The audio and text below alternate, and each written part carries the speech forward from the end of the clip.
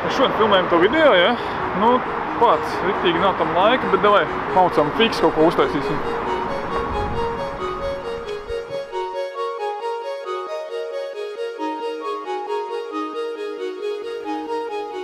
Nu jā, es teikšu uzreiz godīgi, ka mēs šobrīd esam, nezinu, super nervozi, stresaini, nu, kā jau vienmēr pirms liela notikuma. Tāpēc, ka, nu jā, šis šobrīd ir lielākais next level projekts, ko mēs esam izstrādājuši. Mēs esam viņā ieguldījušies.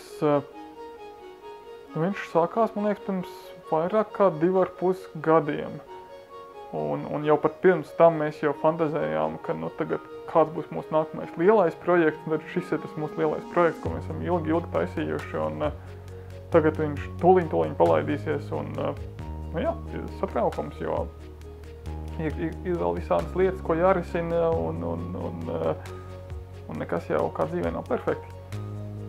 Gaisa salas sākot būvēt, viena no interesantākajām lietām, ko mēs izveidojām, ir prasmju sistēma. Ko tas nozīmē? Ja cilvēks, piemēram, spēlē ar savu varoni cērtu koku, viņš kļūst aizvien labāks kokcirtējs, vai, piemēram, zvejo, viņš varēs izzvejot aizvien labākas zivis.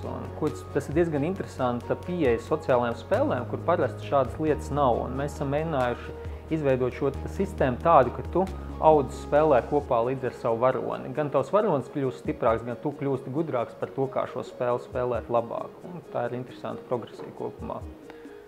Nu, tā komandas pamats ir bijuši 3 programmētāji, 2 mākslinieki un viens satura ģenerētājs, viens projektu vadītājs, bet nu, viss kaut kas mums ir nācis talkā no malas. Taču mums vēl mūzikas čeks ir bijis. Jā, nu, patiesībā kaut kādā mirklī šie cilvēki ir strādājuši 12 cilvēki. Jā, mēs esam pamatīgi attiecīgi norāvušies un droši vien viņi arī diezgan satrauti.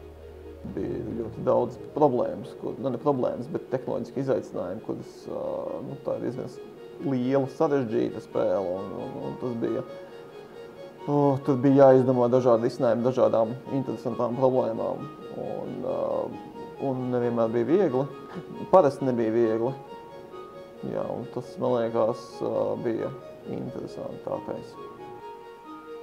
Es nezinu, kā tas notiek. Nu, bija kaut kādas pāris priekšnoteikumi, kā spēle nedrīkst izskatīties. Tā tas ir sliktie piemēri un labie piemēri, un tad kaut kas pa vidu ir trāpījis droši vien.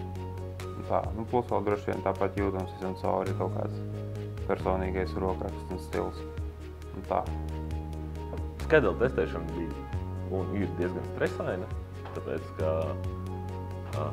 ļoti bieži mainās versijas, ir grūti testēt tik lielu apjomu projektu, tādēļ, ka kļūdas tiek atrastas visdažādākajās vietās,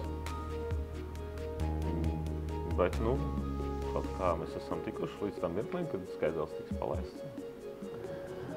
Nu, man visinteresantākais likās tātad tas, ka mums šajā spēlē mēs vienojāmies, ka mums vajadzēs viņai to juiciness, to skatu, to dinamisko, to, ka viņš ir tāda kustīga, viņa nav statiska, ievies, nu, ka tur dažādi elementi kustās un smuki tur animējās un tā. Varonis un vulpīs, man liekas, bija lietas, kuras tika, man liekas, katrs no viņiem tika kaut kādas 3 reizes pārtaisīts, tā kā pilnīgi savādāks. Nu, vulpīs šobrīd izskatās tāds, kā viņš sākotnēji pilnīgi neizskatījās, un varonis galvenais arī ir krietni un vairākas reizes izmainījies par 180 grādiem un vairāk. Man likās ļoti interesanti, ka reizēm, kad nācās domāt par to spēles sižetu, un pašam patīk tas, ka viņš ir veidots nevis tikai tā aizbildinājums par sižetu kā citās sociālajās spēlēs, bet viņš ir tā diezgan svarīgs šajā spēlē, un viņš sasien kopā visu, kas notiek uz ekrāna, un to es esmu redzējis tikai dažās spēlēs arī lielās, un tāpēc man pašam bija ļoti interesanti iesaistīties ik pa laikam šajā procesā.